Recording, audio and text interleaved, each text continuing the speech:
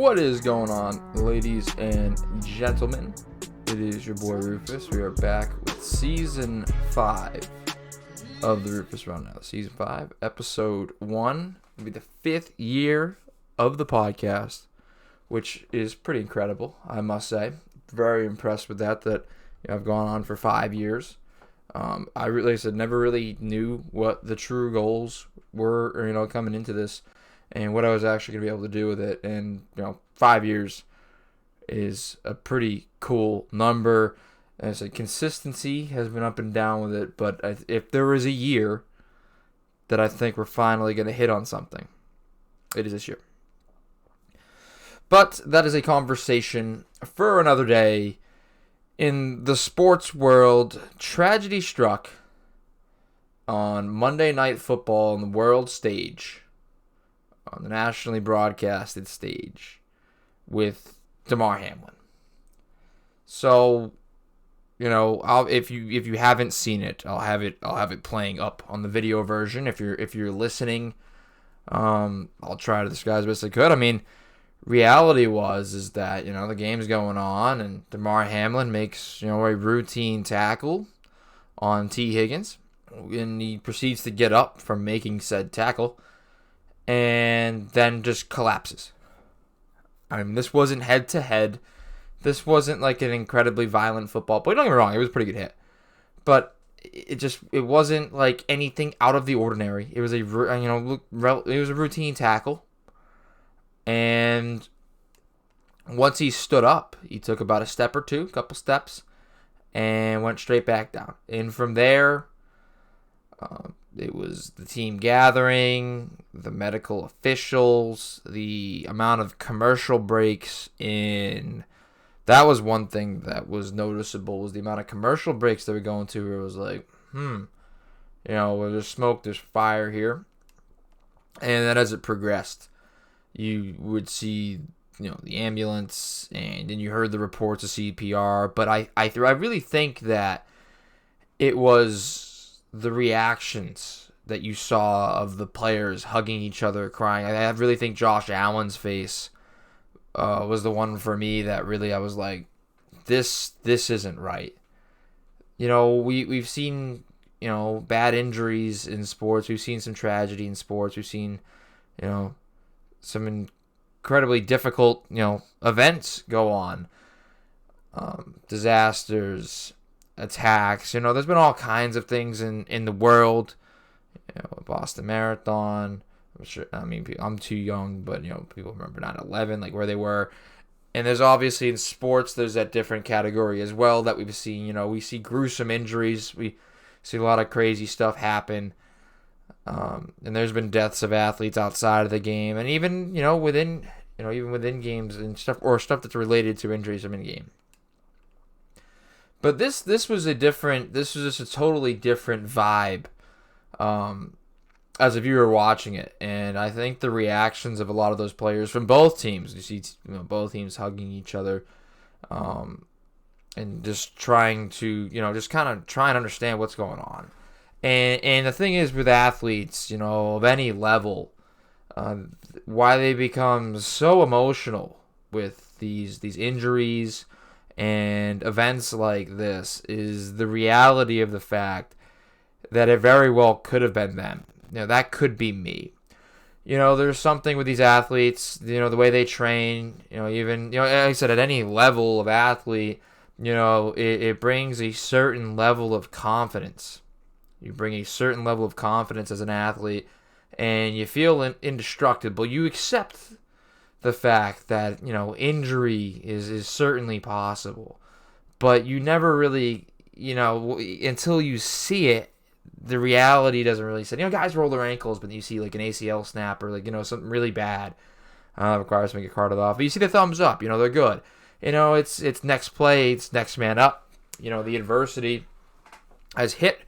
But we will move on. We will overcome. He's going to, continue on. And as the situation pressed on, it seemed more and more like that would not be the case with Damar Hamlin. And the reality became, with CPR isn't just administered because they feel like it. It's administered because the person needs it in order to live. The defibrillator as well, obviously at a point lacking a pulse and it being very prevalent to a lot of the players, obviously being visible that their brother, their teammate, this was not an ordinary thing, and that's and you look and they look for answers too, and you don't have any. You understand that injuries are a part of something, or they made a certain cut a certain way, or they got hit a certain way, and there's a certain risk you accept as a football player, but you never really truthfully accept. You might accept a certain snap being your last because you just might not ever get to play the game again. I don't think you ever accept that it may be the last thing you ever do. I mean, it is a reality, but again, I just don't think it's not that we haven't seen it. I just think that we haven't seen it in so long, especially in this era of social media and the reaction as well too. And it was unique to everybody, the way the ESPN production handled it. I thought they handled it very well, I must say. I must commend everybody within that ESPN production, the producers, the camera cuts, what crews they were using, whether it was back in the studio or, Buck and Aikman. They did a fantastic job. I must say that right, first and foremost, that I thought the ESPN production was very well done. But like I said, athletes just, it hits them because they understand, not only is that their brother and their teammate and someone that they share so much time with and are willing to go into battle with, one of those cliche sayings that Ryan Clark so eloquently addressed, the cliche things that we say that have now looked like even more reality. But it's that very well could be them. And this is a 24-year-old kid. He's a 24-year-old kid in his second year in the league, living his dream. And I think that's where this becomes more, just maybe not more, but just as much of a human interest story as it is a sports headline story.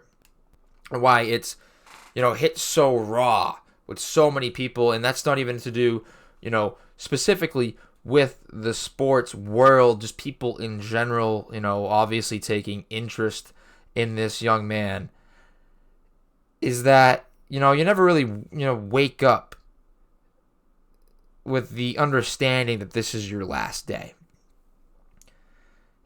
You never really understand when your last snap of football is going to be.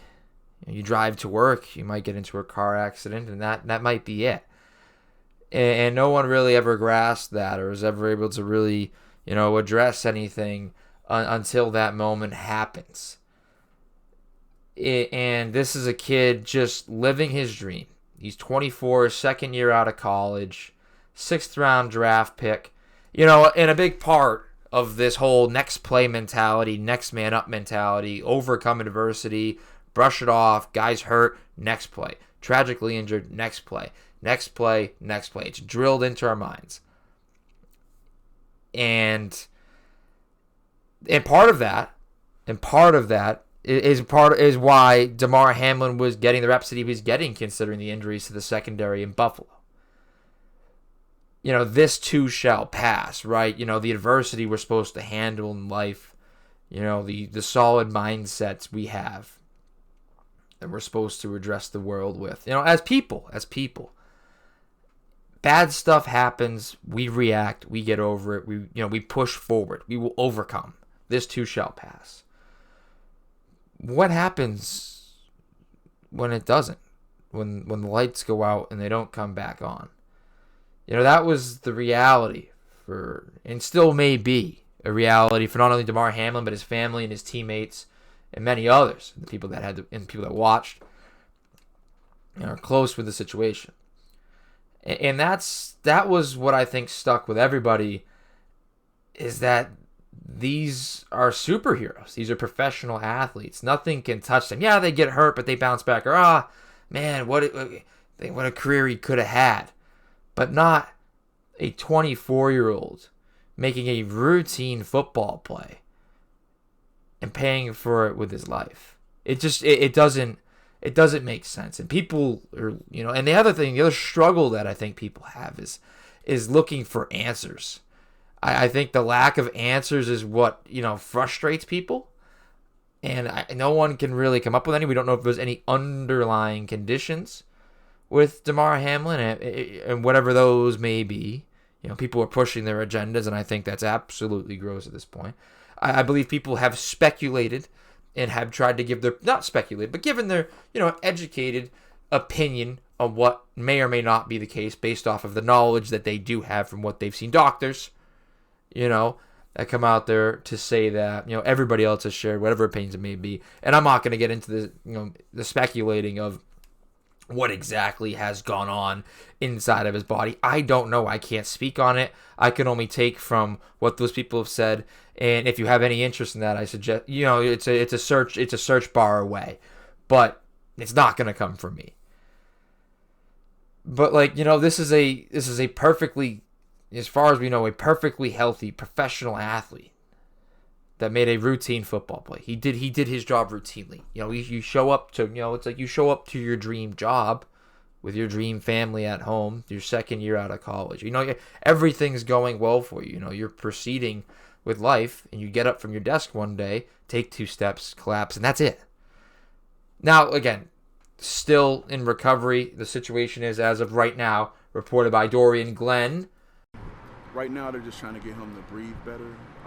He's on a ventilator to help him with breathing, and they're trying to get his lungs back to full strength. He was on 100%, being assisted by the ventilators yesterday, and he's improved, I believe, up to 50%. So that's definitely an upward trend, and we're thankful for that.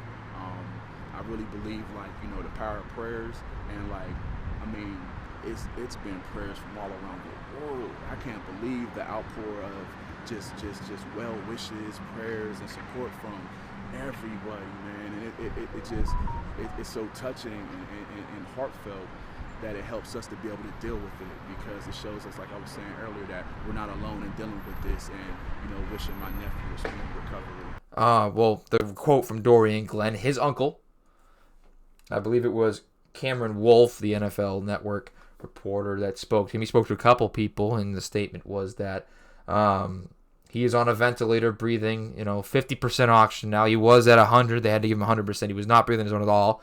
Now he's halfway breathing on his own, still sedated, still intubated. But, 50 is obviously better than 100, and this is a good thing for Damar Hamlin. But, like I said, it just doesn't, people are looking for answers. They want to know, why, how, and I think that's why the players are having such a tough grasp on it. Not only do they not know if their teammate and their brother is okay, they're trying to, understand what they can do to not have this happen again. How do I avoid this? And nobody has an answer. There's nothing out there, and you'll have the people out there saying, this is why we need to get rid of football. It's a violent game. It was a routine play. It was, football is naturally a physical game. That was a routine tackle to make. This is why head-to-head injuries, we have to play flag football. Well, it wasn't head-to-head. Again, it was a routine play. Nothing dirty about this play. Guys have taken harder hits and suffered injuries, and guys have taken harder hits and just gotten up and walked away. It's you're trying to figure out, it's because of this, it's because of that. Reality is, nobody knows at this point. Again, people have speculated in the medical field. And I'm sure more and more will come out as they run more tests, and we see the health, hopefully, of Damar Hamlin improve. But again, people are just, it's like being trapped in a dark room trying to find the exit. People are scrambling around, and they just, and that's where they're living in their own head right now. And having to see someone like that, see your teammate like that, personally, from my experience, that's where I sat when one of my teammates, you audibly heard his leg break. And it was the last day of practice before the scrimmage. And gripping and clawing into that turf, screaming in pain. You feel helpless. You can't help the person. And again, the reality of it is that very well could be you. But that was on a play where, an illicit action took place that caused the injury. Again, we have nothing. We have nothing here with Damar Hamlin's situation. Everything that was just done was just regular, was just routine. And I think that's what's just shocking, is just how simple and short life can be with no rhyme or reason to it. It was a routine tackle. Like I said, those reactions of the players certainly crept into living rooms and viewing areas across the country, across the globe. Something wasn't right. This was different. And you've heard it from everybody that this was different. And the way the coaches met and everything, that was very well done, I thought, the way that everything had taken place. There's some different stories flying around there right now in terms of, what went on with the NFL statement and how long it, the 5-minute thing and how long it took. Like I said, the broadcast, I thought, did a very good job. I thought the coaches did a good job, everything out there, because of this. This is an unforeseen situation. I think that people have to understand that this is really, we haven't seen anything like this before. And they want all the perfect decisions to be made. And, those people getting paid a lot of money to make these decisions with the NFL in a multi-billion-dollar business. I understand that. But it just, to me, like, it was unforeseen. There has to be a pace to this. There has to be, steps taken. And information only travels at a certain rate. And good leaders and good people who are in charge of these businesses are not going to make emotional decisions. Now, that doesn't mean that they're going to just take the 5 minutes and then go play. I don't mean it by that. I mean it by they're not going to jump to anything. They're going to get as much information they can to make the best educated decision they can in the position they're in. This is what good leaders will do. So the time it took for them to postpone this game and deal with everything in this unforeseen situation, really dealing with a lot of first here, is that they needed information. And obviously the chain of information might have gone so many certain different ways. So I'm not upset with how the NFL handled this at all. Because on field, the people that were there, the medical professionals, the teams surrounding him for his privacy, the coaches in the locker rooms and the communication, and the leadership shown, all of it was immaculate. It's unfortunate that situations of such tragedy are what have to bring out this great magnitude of humanity. And we'll get even some more of that as it was eerily silent. There was there was people leading prayers in the stand. People came together for this, and even that traveled further with these candlelight vigils and everything. And that's something I might touch on later, or will touch on later. When they finally did decide to postpone the game, here's the statement from the NFL. Tonight's Buffalo Bills-Cincinnati Bengals game has been postponed after Buffalo Bills' Damar Hamlin collapsed, NFL Commissioner Roger Goodell announced. Hamlin received immediate medical attention on the field by team and independent medical staff and local paramedics. He was then transported to a local hospital where he is in critical condition. Our thoughts are with Damar and the Buffalo Bills. We will provide any information as it becomes available. The NFL has been in constant communication with the NFL Players Association, which is in agreement with postponing the game. Now, of course, there was that report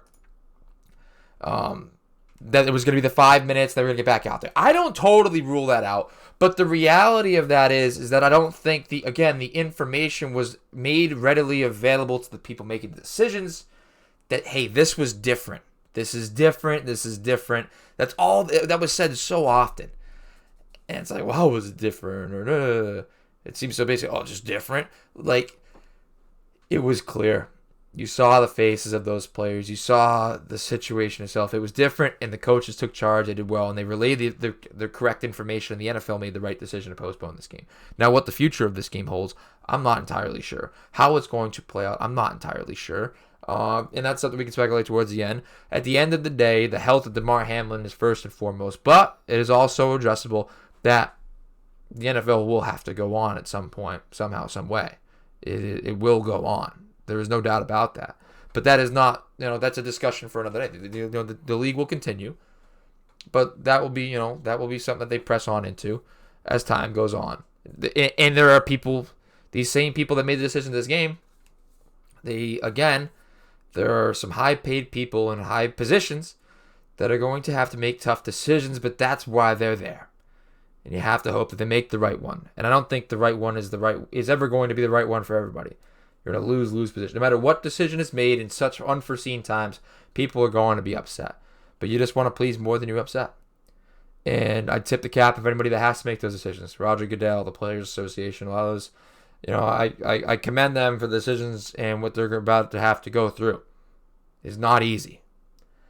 But Ian Rappaport reported, talked to the NFL executive, Troy Vincent. Neither coach was talking about resuming play. The players weren't. It was really about Damar. How do you resume play after you've seen such a traumatic event? And again, how do you? How do you resume play after that? How would you go back to playing after that? This was different. This was such a different circumstance. They also addressed, again, the 5-minute warm-up. As for the 5-minute warm-up that was discussed during the broadcast, NFL executive Troy Vincent said, "I'm not sure where that came from. That's insensitive." Says the only focus was on the players and making sure they were okay. And I do believe that once the correct information made its way to the people who make decisions. I think at first there's a process that we go through, people get injured, whatever. But again, this was different. Another thing that I like that Troy Vincent said of Bills coach Sean McDermott and Bengals coach Zach Taylor, I thought the coaches led tonight. They led their locker rooms. And there's a lot to be said about that because these are grown men. This is no longer college, no longer high school, or any level below that where they're kids, young adults. There are still some younger adults out there, but these are grown men. Damar 24, there's men in their 30s. That can challenge authority, that they think for themselves. To be able to take control in such a tragic and situation of high adversity, to take charge of an organization in the sense of people on the sideline. You have 53 men on the roster, but you also have obviously more people on the sidelines in terms of injured and whoever you're carrying. You have other personnel. You're taking charge of anywhere between 60 and 80 people, maybe more, on an NFL sideline, and that's impressive. And I don't, and obviously wins and losses aren't the conversation right now, but I don't think that comes without correlation of the records of these two teams and being able to show leadership in light of all of that tragedy and adversity.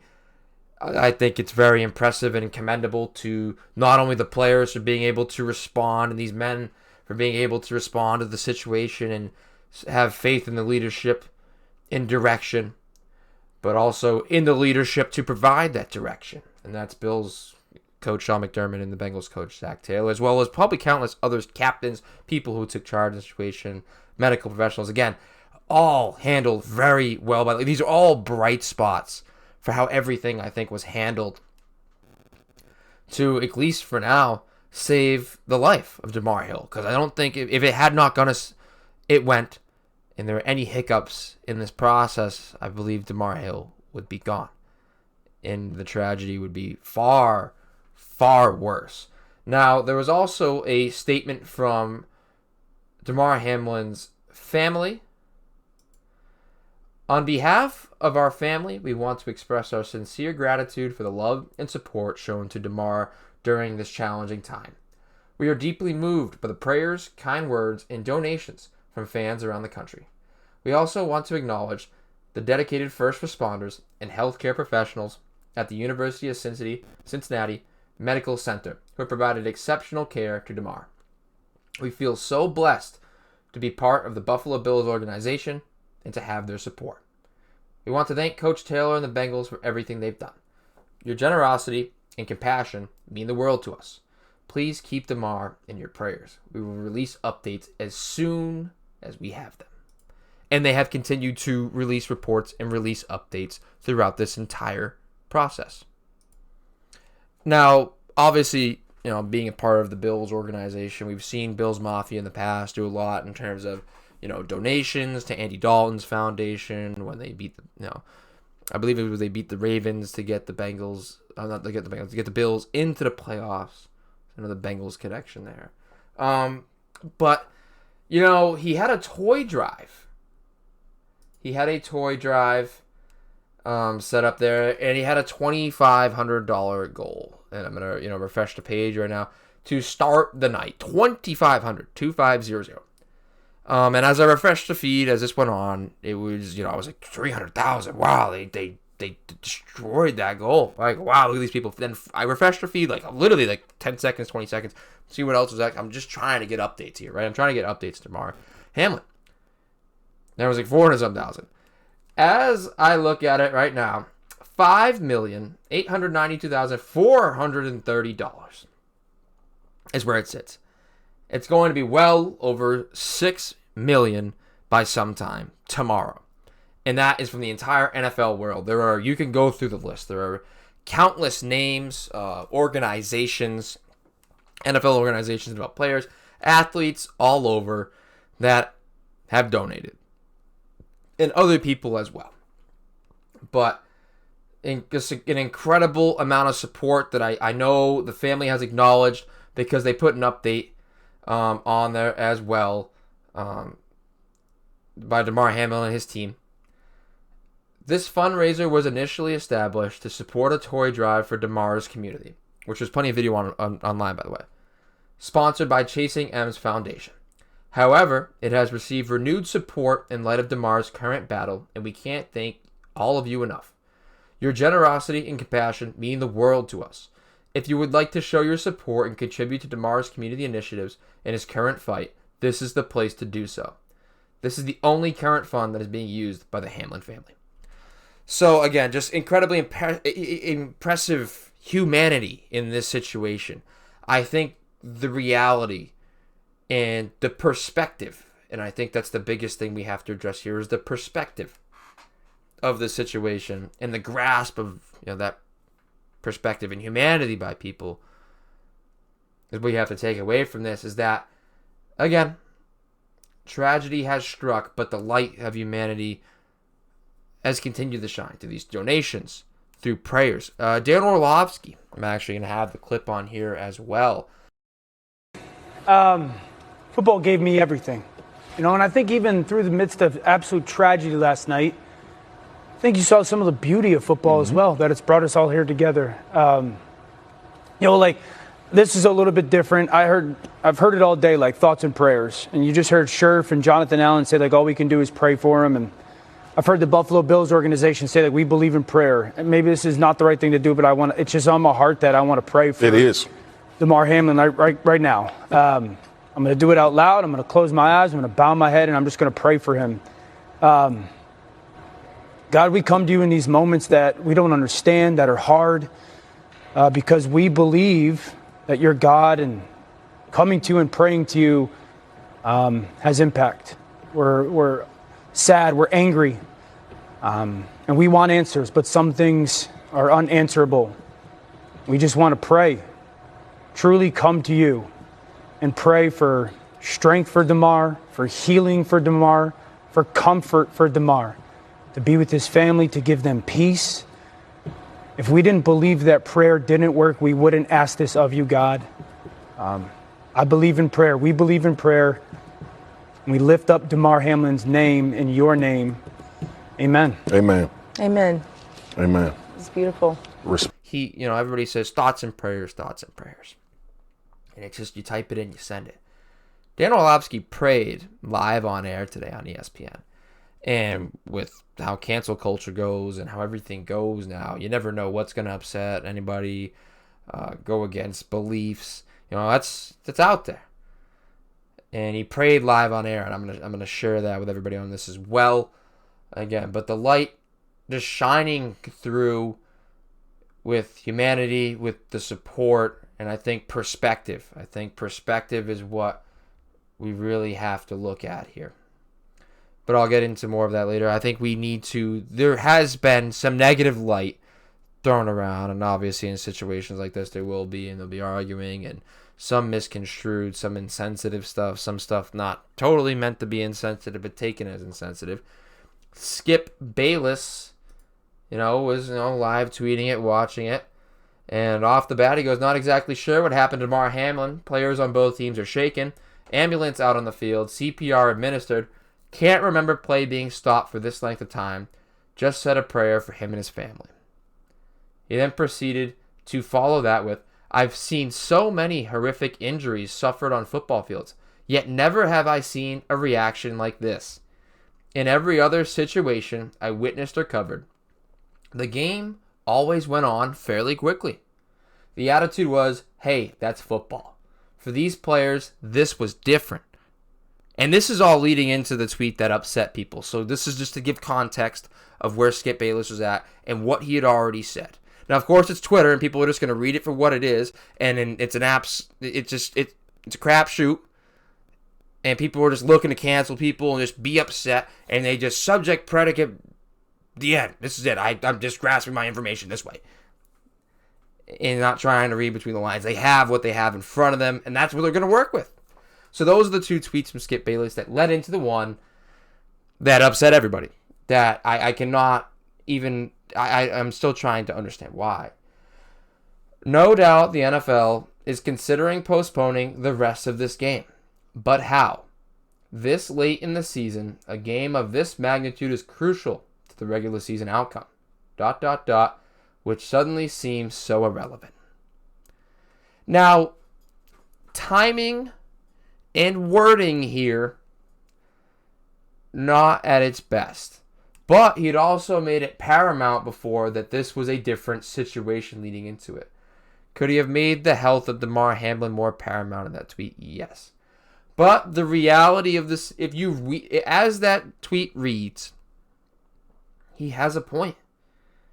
There have been plenty of people asking today, how does the NFL move on? And I'm not here to discuss the many of outcomes. The league will go on. And there are people in charge that will make those decisions. People are going to be upset. People are going to be happy with decisions. This is the stuff that's never been seen before. Not everybody's going to be pleased. But something's going to happen. And when it does, we'll address it. I'll address it on the show. And we'll talk about it. But I'm not going to sit here and just throw everything out there trying to guess and speculate on what might happen. Skip asked the question.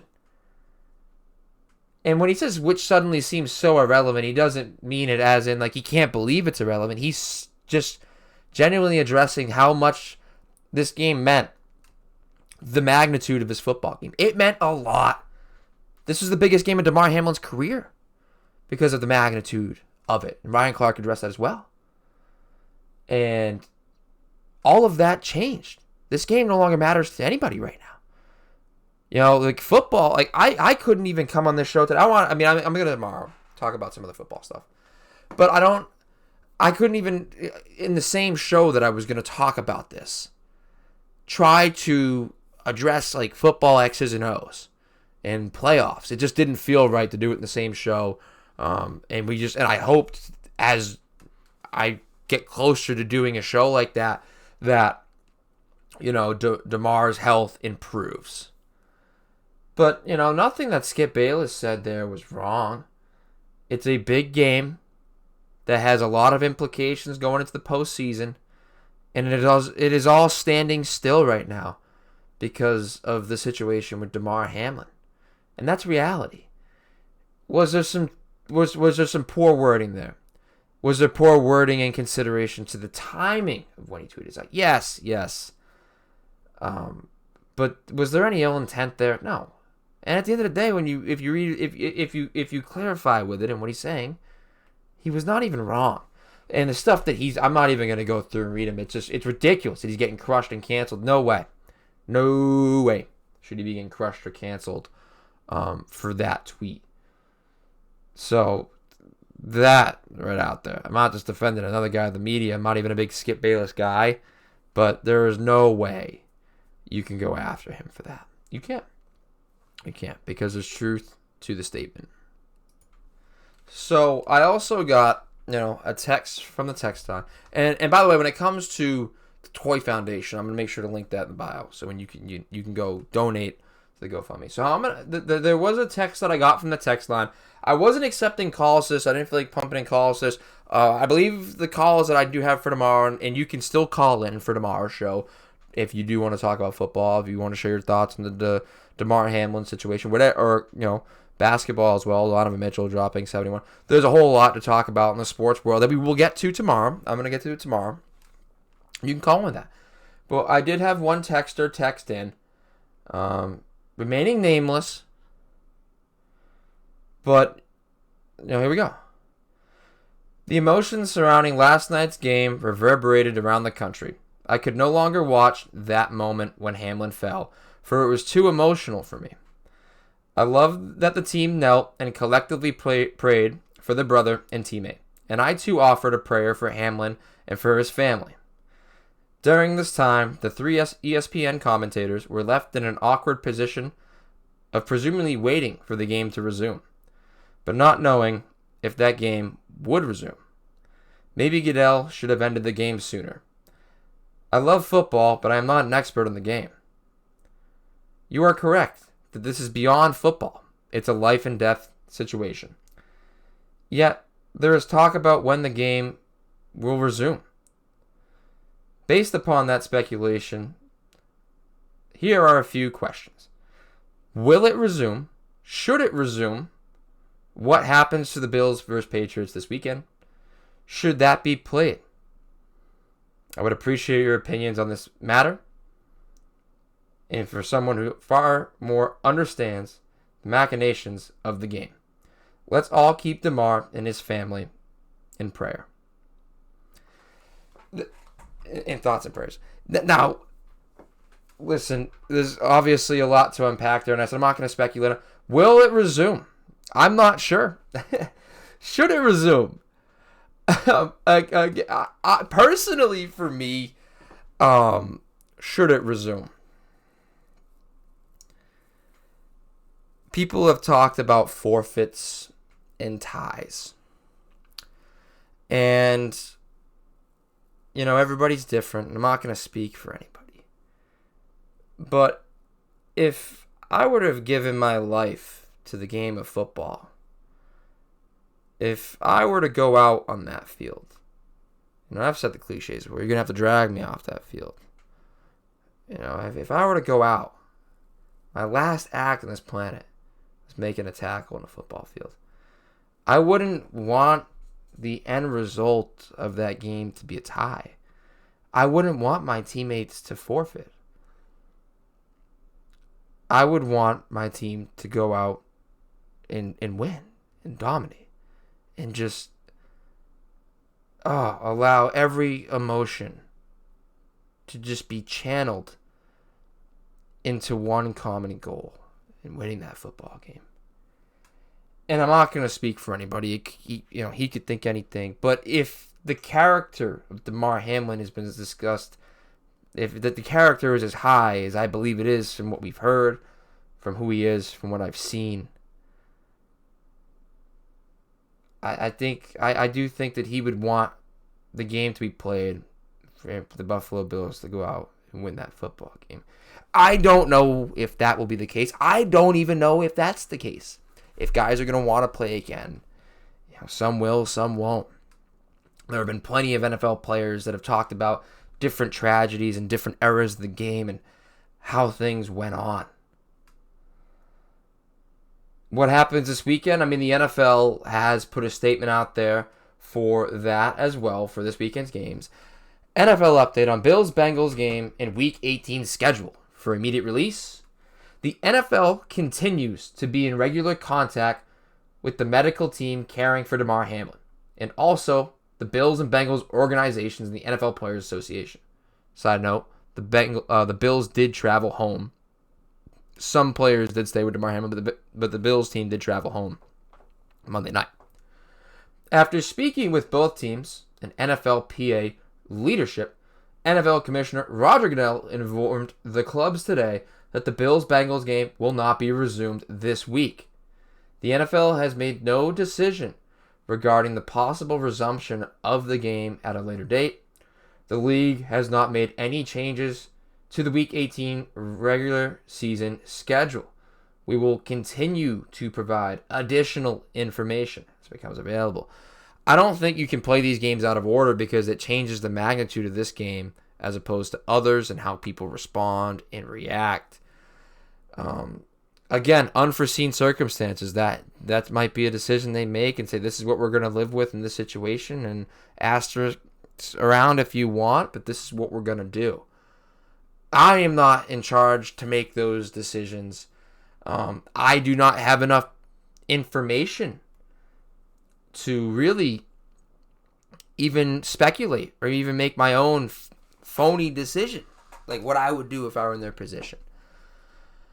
What I would say, I mean, people have talked about forfeit. I think forfeiting is the worst. You cannot, I think if you want to talk about being insensitive, forcing the Bills to forfeit that football game would be bottom line unacceptable. And it would be a terrible look for the league. And, just for what they consider to care about in the players and player safety. But you can't allow this to just dwell and stew for months, and it totally changes the path of what your league season is, and extended breaks, players getting healthy that shouldn't have been healthy for games. I think a week. I think if you push everything back a week, you play that game, and they might have to play in a little bit of shorter rest to go into that Week 18, but they play this game first, and then they go from there. I think you push everything back a week. But we'll see what the NFL decides to do. I appreciate the text a ton. Thank you for those questions. Thank you for opening that up. I said I was going to address it, and I didn't want to speculate, but in reality, there's questions to be asked. Those are things that we wonder about. But first and foremost, and mainly, we do care about the health of Damar Hamlin. And like I said, we have to address perspective. Life is short. Life is a fragile thing. It's a 24-year-old kid, 2 years out of college, living his dream as a professional football player, an indestructible athlete that made a routine football play and may never be able to do anything ever again. The lights might be out and they might never come back on. And he was just doing something he loved, just pursuing his dream of football. And that could be anybody. And that's why I think it sits with this human interest story, is that this could have been anybody. This could be someone like me at the Division III level. This could be you going to your job. This could be a kid at the Pee Wee sports game. It could be anyone. It could have been anyone. And that's why I think the reality sits so deeply with people. And you just have to understand, you can't live every day like it's your last. That's a cliche thing to say. But you do have to, I think this should adjust your grip on life. And sweating the small things. There's really not a lot of answers. And there's not a lot to pull from this situation. You have to find some form of light. Because you'll go crazy trying to just figure out all these loose ends that still may never be tied. The answers you still may never find. But you have to get something. You have to learn. You have to understand, and understand this. That with great tragedy brings great humanity. You can see the great light of humanity in these tragic situations. But also that life is short. And I pray for Damar Hamlin's health. I pray for his family. I feel for his family. I feel for his mother. You can see the videos of him going to hug his mom before, I believe, the game last week. One of these previous games. She was in the ambulance with him on the way there. And I'm sure has been sleeping at the hospital. I pray for her and her son. It's heartbreaking. It's sad. But we have to pull some perspective from this. All these prayers and good thoughts, but there is some perspective to be pulled from this. And that reality is that life is short. But that we see great feats of humanity in these tragic moments. And there is a light that can guide us through these dark times, and that is the humanity of this situation. And the family being incredibly thankful for it. And I pray that Damar Hamlin makes his complete recovery. I thank everybody for their time, for listening to this. I don't know if I went all over the map there. I kind of tried to set it up in a certain way. I tried to do my best service to Damar. I tried to, I didn't really totally script it, but I just wanted to make sure that I tried to get everything in order, address things in a certain way, try to provide my own insight and perspective, not make it seem like I know any better than anybody else, but just, put my thoughts out there. I wanted to be concise with it, coherent in it, understandable. It's just sad. It's sad. It's just heartbreaking stuff, and you just hope that Damar Hamlin makes it out on the other end. We're so conditioned to this next play, next man up. We're going to get this too shall pass, but what happens when it doesn't? What happens when there is the next man up is filling in for the man that never will get a chance again to be the next man up? There is no next play. There's this too shall pass, nothing else will pass. And for a 24-year-old kid living his dreams, it's hard to believe. So that's why, again, it's so tough to grasp, to understand. There's no answers. And people want to know. And people just want Damar Hamlin to be healthy again. So again, I pray for Damar Hamlin. I pray for his family. And I pray for everybody that was around that night as well too. His teammates, his brothers, anybody that is surrounded in Damar's life. I do pray for them as well. Because again, it is, and I'll say a prayer for the people involved in making the decisions too. Because it cannot be an easy time to be involved, to be a decision maker at this point, because it's just circumstances we haven't seen before, and no one is going to be able to make the decision that pleases everybody. So again, there's still a lot of dominoes left to fall, but I do wish the speediest of recoveries to Damar Hamlin, prayers to him and his family, and I thank everybody for their time. Try my best to put this together as best I could to shed as much light as I could in the situation, adding my own insight. And I appreciate everybody for tuning in. Those phone lines are still open. You can call in whenever. Any voicemail you want to leave for the show tomorrow. I'll be talking about all the rest of the wide world of sports, I should say. But this deserved its own address. This you're not starting off too hot for the athletics world. But again, humanity shines through as well too. It is not all doom and gloom. There has been great humanity shown. So again, thank you everybody for tuning in. I'd love to hear your thoughts on the rest of the sporting worlds. If you just want to drop a text or leave a voicemail at that number there. But once and finally again, thank you everybody for tuning in. It's your boy Rufus, signing off.